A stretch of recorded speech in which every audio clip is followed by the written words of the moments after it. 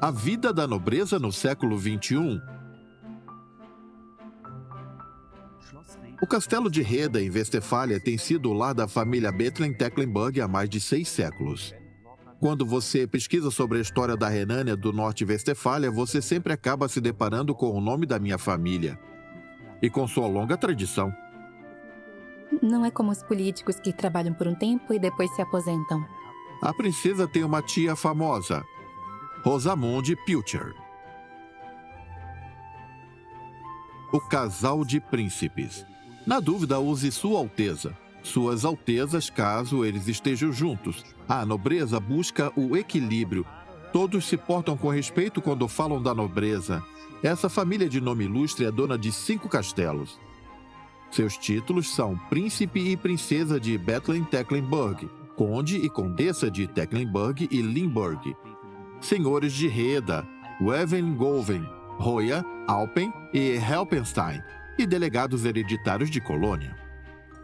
A nobreza da Renânia do Norte-Westfália. Os príncipes Bethlen-Tecklenburg.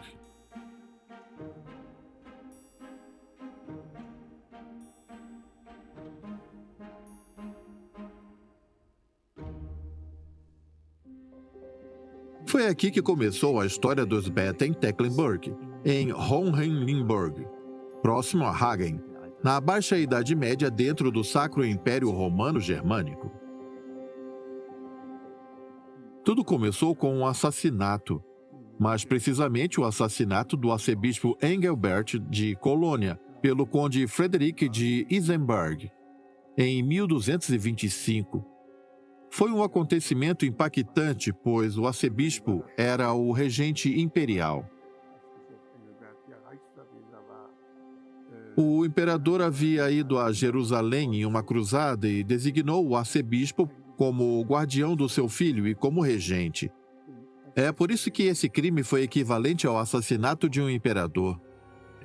Tudo estava ligado a questões de poder e influência na Renânia e em Westfália. Após Frederick executar o assassinato em público, suas riquezas foram confiscadas. A família perdeu muitas de suas posses. No entanto, ninguém queria que os filhos sofressem pelos crimes do pai. Na Idade Média, não havia tanta sede de vingança assim. Eles não achavam certo que os filhos pagassem pelo que o pai havia feito. Então, o condado de Hohenlimburg foi dado a seu filho, que construiu nele um castelo e passou a ser o conde de Limburg.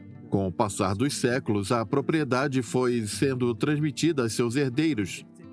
No século XVI, uma das herdeiras se casou com o conde de Bethlen. Ele herdou o castelo e o nome de Limburg, que a família principesca carrega até hoje. O castelo Hohenlimburg é o cartão postal da cidade. Eu fiquei terrivelmente assustada com a história da Mão Negra. Eu chorei no estacionamento e disse que não queria entrar porque era algo que me assustava muito. A Mão Negra é uma relíquia mórbida guardada na torre do castelo. Ela pertencia a uma criança e foi cortada pelo carrasco por ela ter batido na mãe. Essa seria a história medieval verdadeira? Ninguém sabe.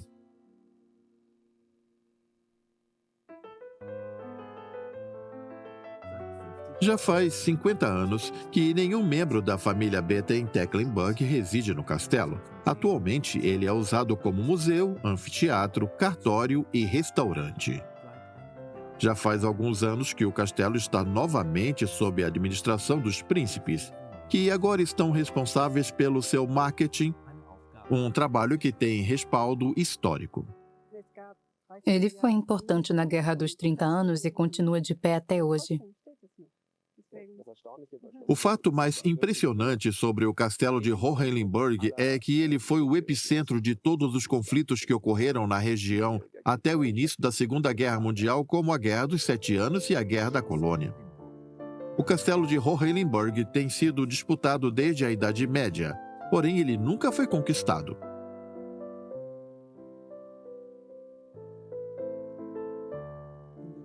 Há um outro ancestral da família que governava 100 quilômetros mais ao norte. O conde Konrad governou o condado de Tecklenburg e ele era conhecido como o Selvagem, pois ele nem sempre seguia os costumes da época na política e era muito inflexível. Ele tinha parentesco com Philipp de Hessen, que foi um dos maiores pilares da reforma protestante na Alemanha, acelerando no país o processo iniciado por Lutero. A reforma protestante também chegou a Reda. A essa altura, os Bethlen-Tecklenburg já governavam a região há quase 300 anos. Eles alcançaram essa posição no século XIII, quando o conde de Tecklenburg se casou com a única filha do senhor dessas terras e aprisionou no castelo um dos seus tios, que acreditava ser o herdeiro legítimo. Até a nobreza precisa lidar com conflitos familiares. Esse prisioneiro era um de seus ancestrais que foi aprisionado por outro de seus ancestrais. Havia alguns desentendimentos dentro da família. Ele ficou preso aqui durante alguns dias. Podemos ver os riscos que ele fez até o momento em que ele decidiu assinar o acordo. As marcações na parede foram descobertas alguns anos atrás durante uma renovação.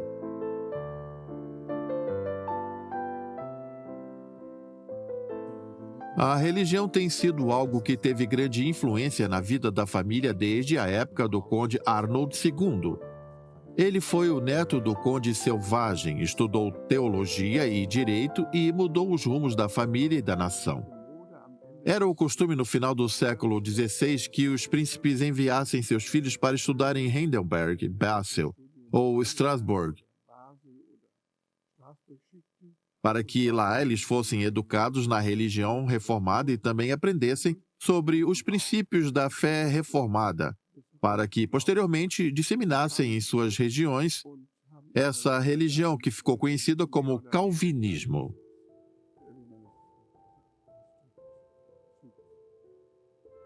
Em 1590, o conde Arnold II introduziu pessoalmente o calvinismo em seus domínios. As cruzes e as relíquias foram banidas das igrejas. Esta é uma missa de domingo em 2009, em uma igreja reformada de Hohenlimburg, construída em meados do século XVIII pela família Bethlen-Tecklenburg. O príncipe Maximilian e a princesa Marissa estão ocupando os assentos principescos. A família é patrona de 9 paróquias até os dias atuais.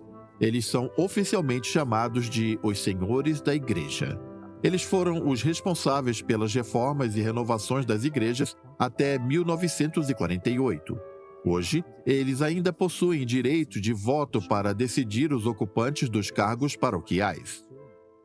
Para mim, essas duas instituições, a paróquia e a casa principesca, possuem algo em comum devido ao fato de que ambas estão sendo pressionadas a se modernizar.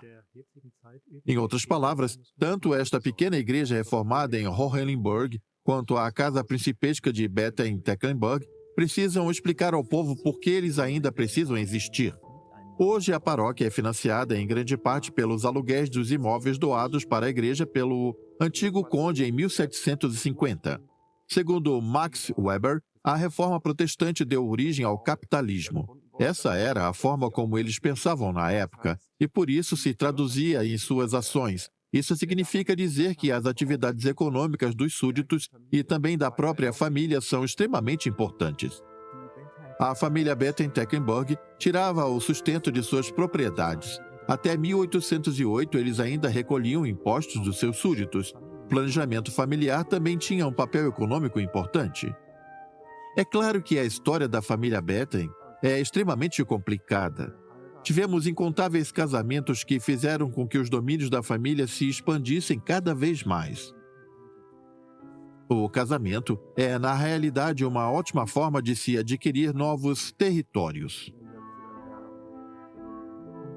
Com a ascensão de Napoleão, a paz nos condados de Hohenlimburg e Reda teve fim.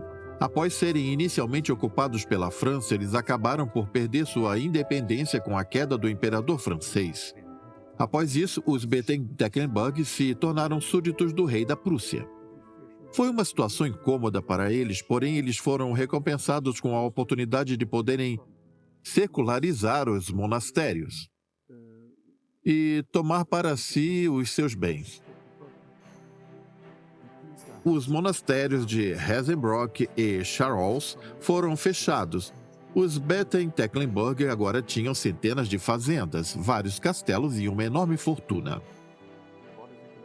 Antes da secularização, era necessário fazer acordos com os monastérios, pois eles exerciam um certo nível de poder. Isso chegou ao fim com a secularização. O poder na região passou a ser exercido exclusivamente pelos príncipes. Em 1817, Emil Friedrich Karl de Bethlen-Tecklenburg foi nomeado príncipe pelo rei da Prússia. Seus herdeiros se juntaram às mais ilustres famílias protestantes da região. Os Bethlen-Tecklenburg conseguiram até colocar um dos seus na Câmara dos Lordes de Berlim. Mas apesar disso, eles não eram vistos como prussos. Essa questão sempre foi problemática. Ninguém em sã consciência gostaria de ter um relacionamento ruim com a casa dos Hohenzollern. Apesar de toda a riqueza e a vantagem que os condes de Hohenlimburg tinham pela posição que ocupavam, eles nunca perdoaram os Hohenzollern por terem tomado o poder deles.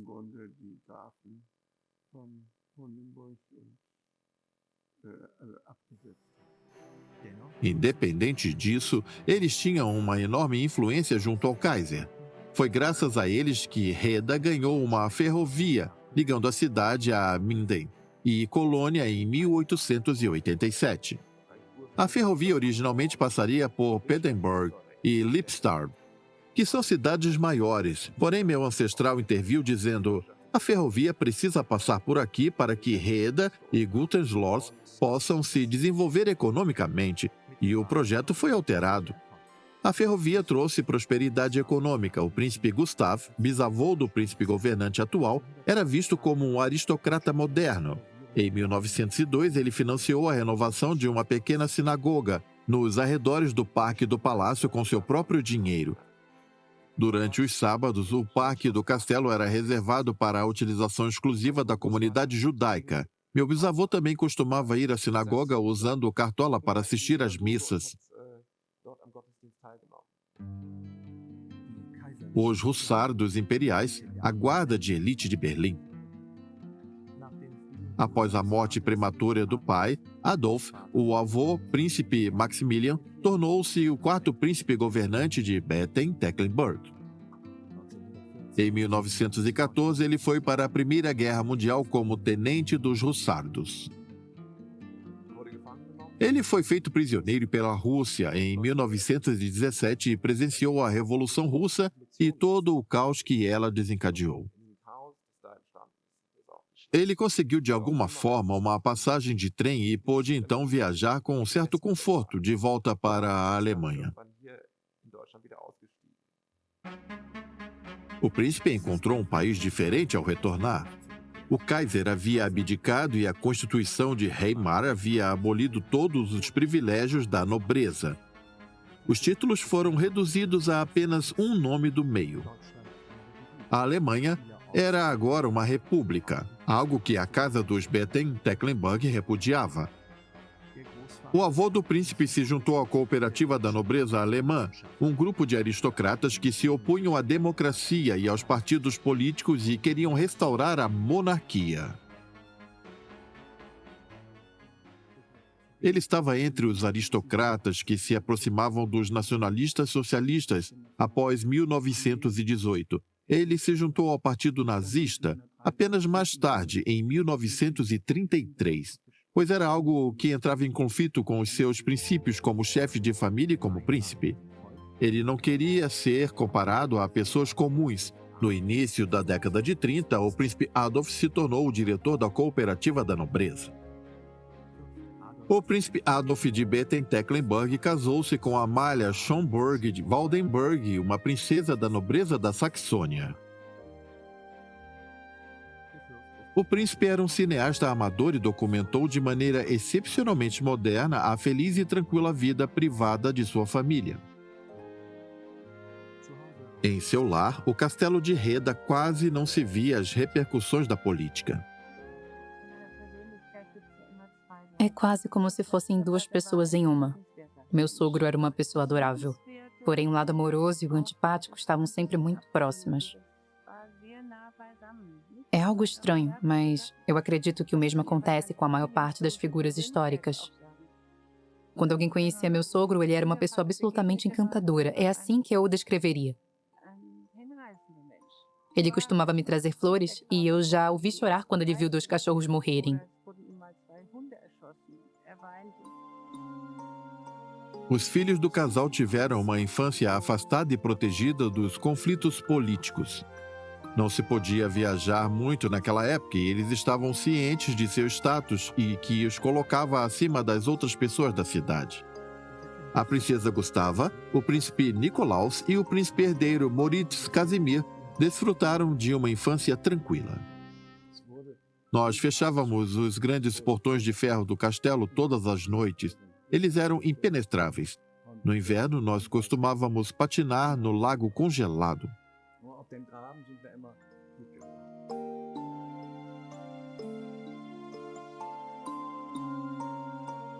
Quando o líder da juventude hitlerista veio, nós tivemos de começar a fazer patrulhas e várias pessoas começaram a entrar e sair daqui.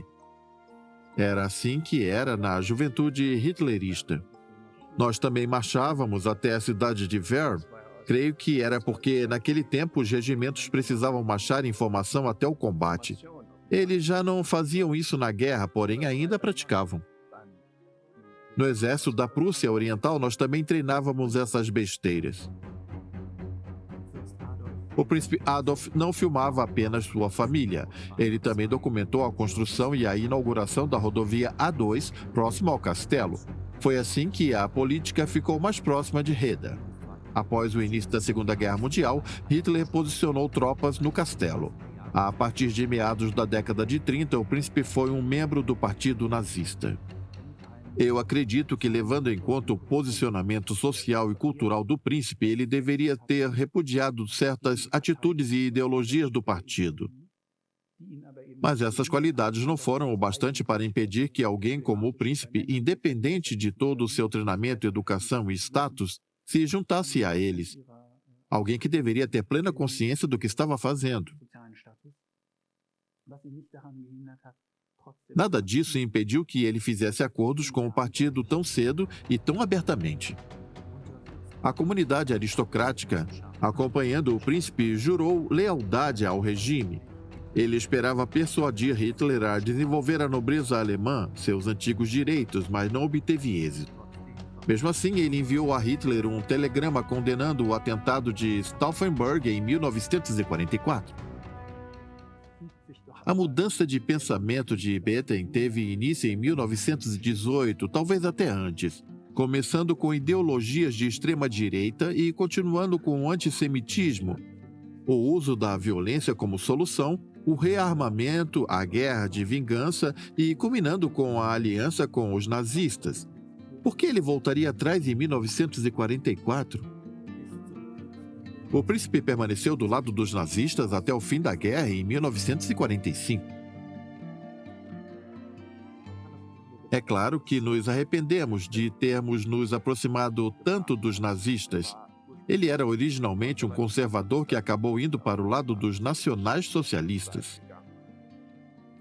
É uma história triste e como a qual é difícil de se viver, especialmente porque ele era visto como um garoto propaganda do nazismo. O príncipe Adolf continuou sendo o diretor da cooperativa da nobreza até meados da década de 50, porém ele não tinha mais nenhuma influência política. Em 1945, os castelos do Bethlen-Tecklenburg foram ocupados por forças inglesas e estadunidenses. Após a retirada das tropas aliadas, o castelo de Hohenlimburg se tornou o museu da cidade de Hagen, com apresentações teatrais nos jardins e exposições em seu interior.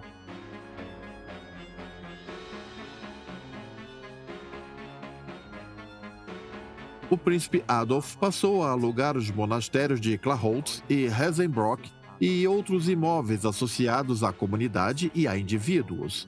A renda desse negócio passou a ser o sustento da família. O castelo de Reda foi requisitado pelo exército britânico. Seus quartos passaram a ser alugados pela família principesca. O alto custo das renovações e da manutenção foram um grande fardo para o príncipe. Nós estamos aqui no castelo que é o castelo entrincheirado mais famoso da região de Westfália.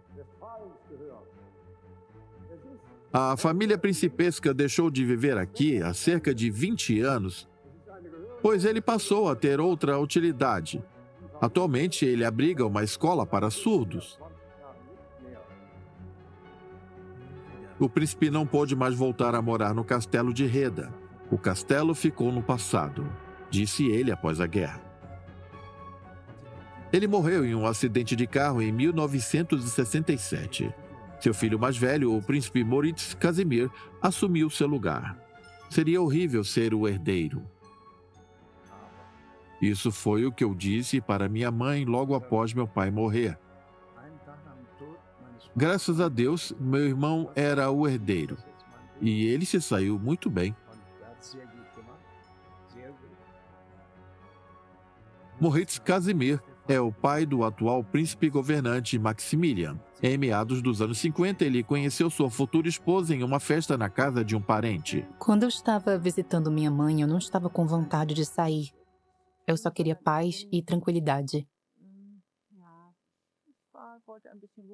Eu acabei indo a uma festa de aniversário onde eu conheci um rapaz. Foi aí que tudo começou.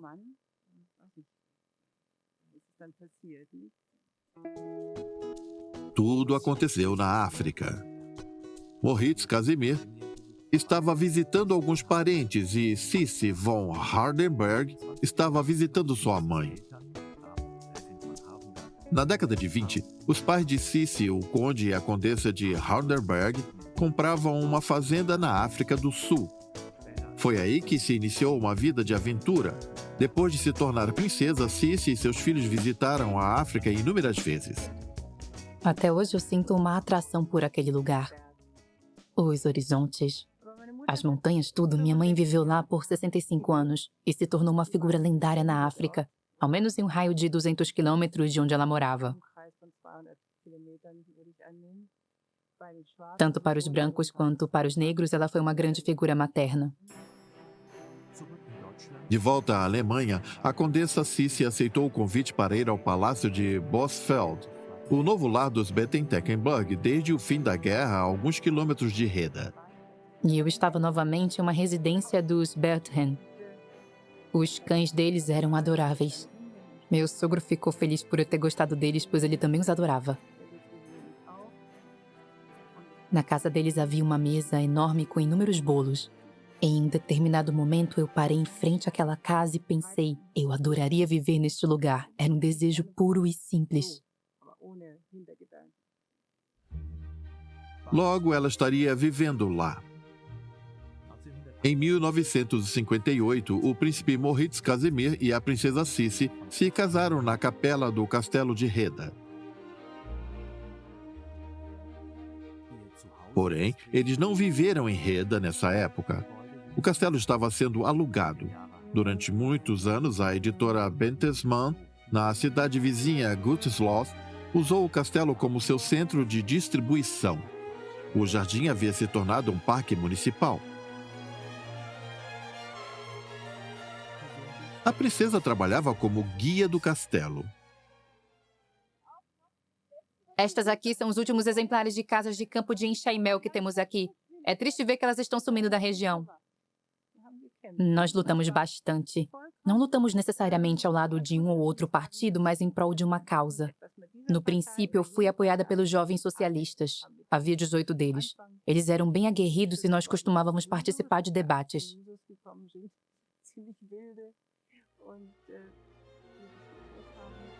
As casas antigas foram demolidas e completamente substituídas. Uma estrada seria construída ao redor do castelo e o rio seria desviado. A Alemanha Ocidental havia se modernizado de maneira frenética e a princesa se opôs a isso. Se não fosse por ela, o castelo teria sido muito diferente do que é hoje, pois o plano original era construir uma rua que atravessava o parque que fica em frente aonde fica a chancelaria. Foi ela quem impediu essa empreitada, e esse feito foi admirável. É por isso que hoje o castelo é tão belo. Foi Sissi quem renovou os salões de Reda. Ela recuperou o antigo papel de parede que foi soterrado por inúmeras camadas de tinta, tornando esse um dos castelos mais bonitos do país. A princesa recebeu o prêmio do Patrimônio Cultural Alemão pelo seu trabalho. Quando minha mãe trabalhava como guia no castelo, nós a acompanhávamos e era como se estivéssemos vendo algo novo. Quando criança, nós tínhamos uma relação distante com Reda, porque nós morávamos a 6 quilômetros de lá.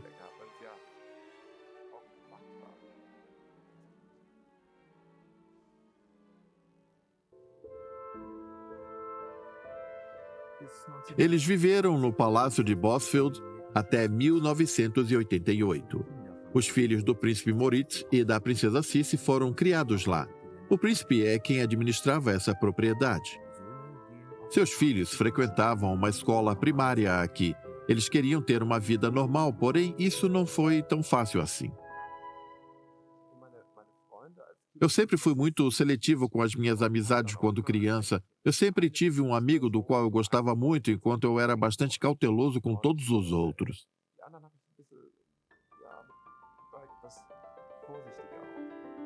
Aos 10 anos, os príncipes Christoph e Maximilian foram enviados para um internato na cidade de Salem, na Alemanha.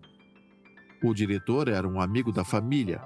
Christoph era o herdeiro e se tornaria o próximo príncipe de Baden-Tecklenburg. Uma semana após se formar, ele morreu em um acidente. Na época, eu estava fazendo minhas avaliações de graduação na Inglaterra. A morte do meu irmão foi um evento muito traumático, não só para mim, mas para toda a família. Assim como seu avô, Christoph morreu em um acidente de carro. Eu fiquei acordada conversando com Christoph até 1 da manhã na noite anterior. Ele se interessava muito por política e queria estar envolvido nos assuntos que diziam respeito à sua futura posição. Ele perguntava, mamãe, por que eles estão fazendo isso dessa forma?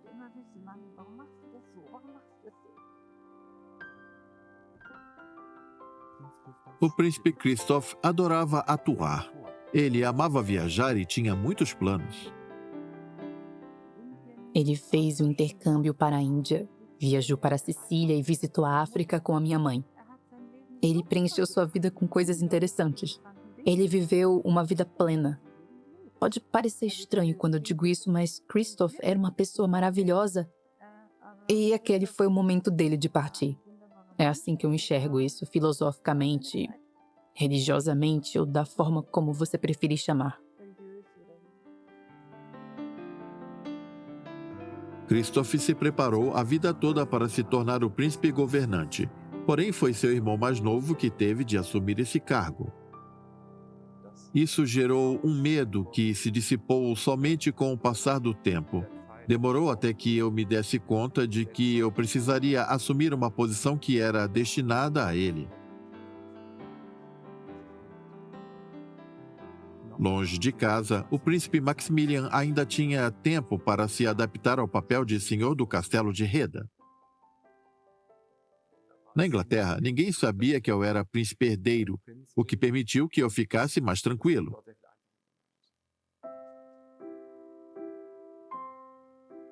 Hoje, a princesa Sissi e o príncipe Moritz Casimir moram próximos ao monastério de Hesenbrock. O príncipe está aposentado por motivos de saúde e a princesa administra uma pequena galeria na cidade já há alguns anos.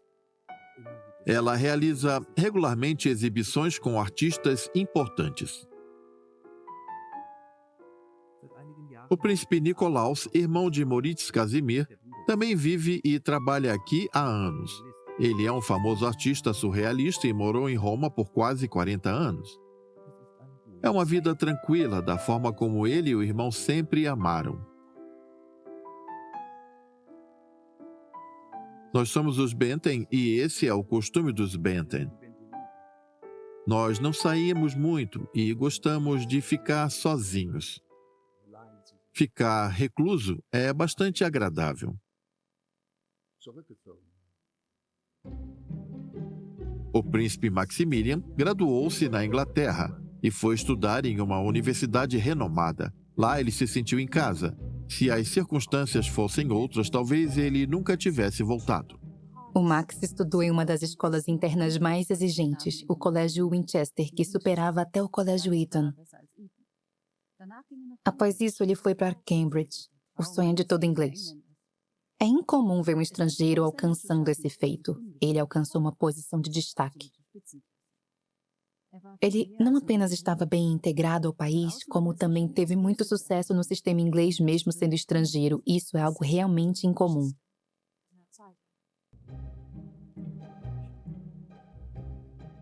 Ele conheceu sua futura princesa em Park Hill, no sul da Inglaterra. A Lady Marissa Forkestill pertence à antiga nobreza inglesa. Eu sabia que uma hora eu teria de voltar para casa e ela me apoiou bastante.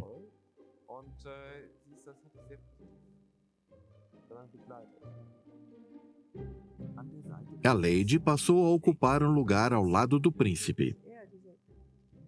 É uma grande honra continuar essa história e chefiar a família. Você pode pensar nisso como um fardo, mas eu penso nisso como algo positivo. Nós damos continuidade às tradições e eu fico feliz por estar fazendo isso. E em 2001, tivemos um novo casamento no castelo de Rheda. Sir Seymour Fortescue acompanhou sua filha, Lady Marissa, até o altar. A população e as câmeras ficaram do lado de fora.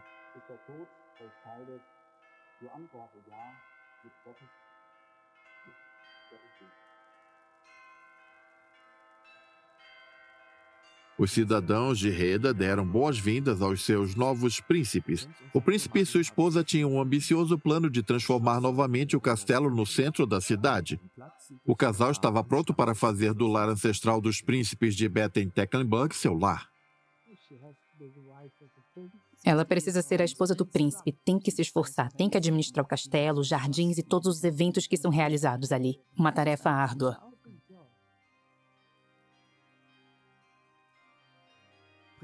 A princesa Marissa estudou teologia e trabalhou na Casa de Leilões Christie's em Londres. Quando conheceu o príncipe Maximilian, ela não falava uma palavra sequer em alemão. Era uma tarefa difícil para qualquer pessoa. O que mais me impressiona é que ela foi bem-sucedida. E não somente isso, mas também que Maxi foi sagaz o bastante para perceber que ela era capaz. Foi realmente impressionante.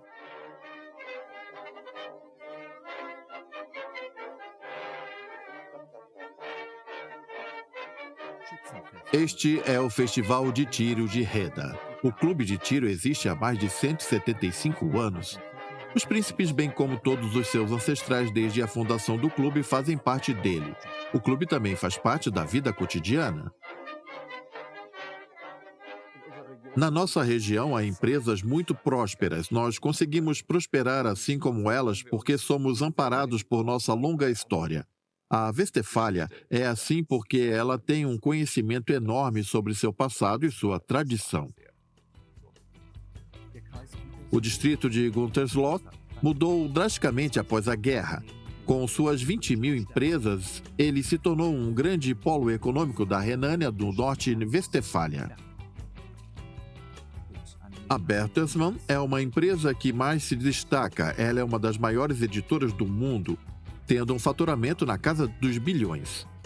Em 1840, Bertelsmann se tornou a responsável pelas publicações do então Príncipe de Bethlen. Nos arquivos há vários documentos que foram impressos pelo próprio Karl Bertelsmann. A família Batten-Tecklenburg chegou a ser dona de parte da famosa fabricante de móveis Kor, Interlubbeck. A família é uma potência econômica em Rheda. Todos conhecem os príncipes. A família principesca é bem vista pela população da cidade. Elas são muito importantes para nós pela quantidade de prosperidade que possuem aqui. O castelo de Rheda fica no centro da cidade. Hoje em dia, uma grande parcela dele pode ser alugada, mas não comprada. Muitas empresas são sediadas aqui. Nossas raízes estão aqui. Se nós fizéssemos como muitos que já fizeram e vendêssemos todas as nossas propriedades, nós certamente conseguiríamos muito dinheiro. Os Benten-Tecklenburg são grandes donos de terras. A riqueza deles está na silvicultura e também na agricultura. As suas propriedades na região, algumas pertencentes a famílias há séculos, são alugadas por eles. Mesmo que o poder ainda não exista, ainda há a responsabilidade e as propriedades. Tudo isso está sendo administrado da maneira correta. A riqueza deles não diminuiu nessas últimas décadas, ela cresceu.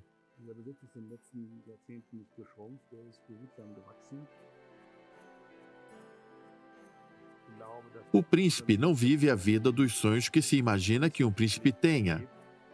Ele vive no aqui e no agora, com os seus deveres cotidianos.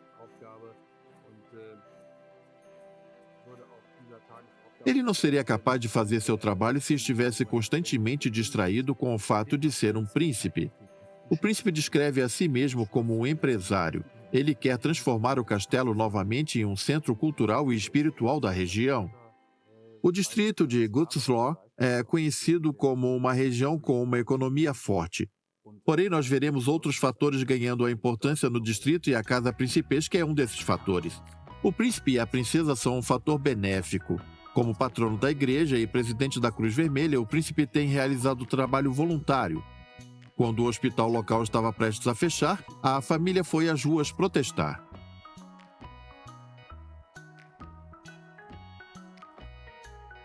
Todos que conhecem o casal notam o carisma deles. Eles são diferentes, eles não são burgueses, eles são nobres.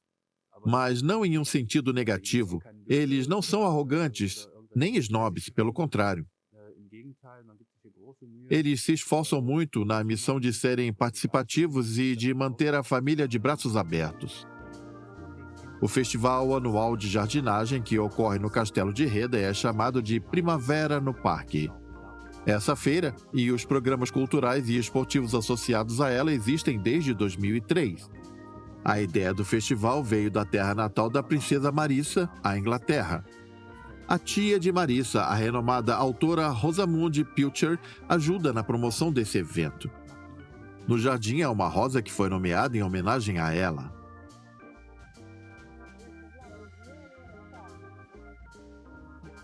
Aqui eles transformam sua fama e história em uma fonte de renda. Espero que eles tenham sucesso em criar uma atração para os visitantes e turistas de Reda.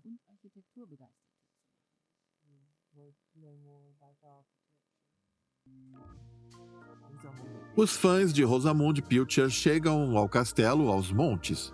Nada mais adequado, pois a vida de Suas Altezas parece ter sido tirada de um dos romances da ilustre autora. Mas não é isso que as pessoas aqui querem ver. Eu gosto muito da Rosamund Pilcher, mas isso é a vida real, não um livro.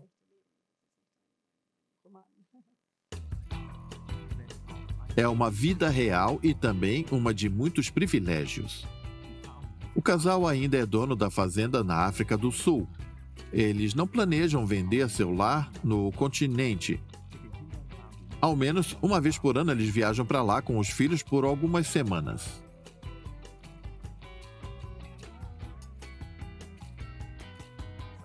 É muito bom poder estar com todos lá, incluindo os funcionários. Todos os meus filhos tiveram uma cerimônia que nós chamamos de cerimônia de nomeação lá e também foram batizados naquele lugar. Na ocasião, tivemos tambores sagrados e danças com roupas tradicionais. Teve muita cerveja e cabra assada. Nós fizemos um banquete enorme.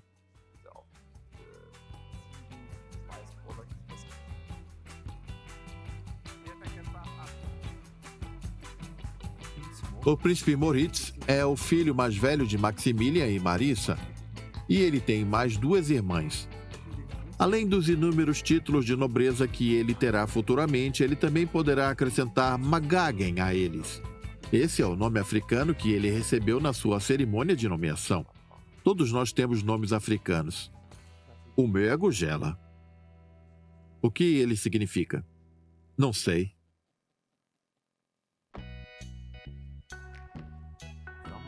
É o verão de 2009 e o príncipe saiu para caçar.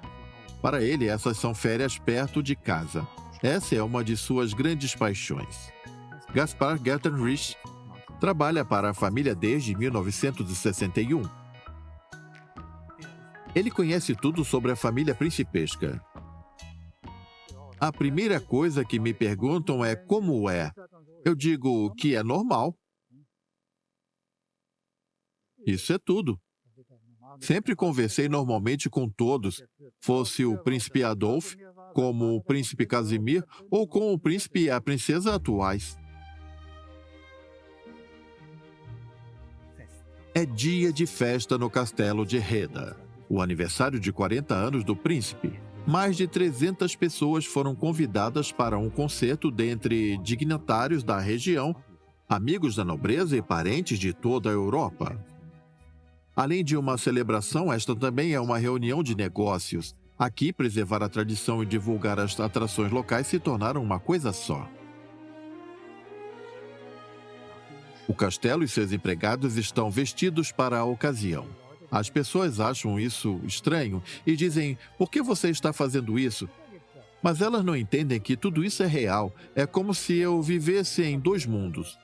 Os príncipes de Baden-Tecklenburg mantêm viva a sua história. Maxi foi inteligente ao perceber que precisava se dedicar a isso em tempo integral, caso contrário, o castelo seria apenas mais um hotel.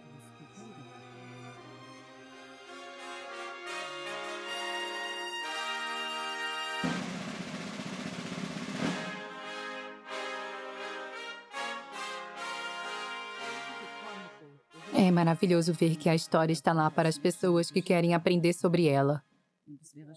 É algo bom de se compartilhar, até mesmo com pessoas que não gostam da história. Talvez eles até mudem de ideia ao verem esse lindo casal. O príncipe Maximilian e a princesa Marissa sabem o status que têm. Mas, ao mesmo tempo, não se afastam do povo. Seus convidados são um reflexo da sociedade. Eles convidaram até mesmo presidentes de times de futebol. Ele prometeu que se o nosso time ganhar a Liga dos Campeões, ele hasteará uma bandeira branca e azul na torre do castelo.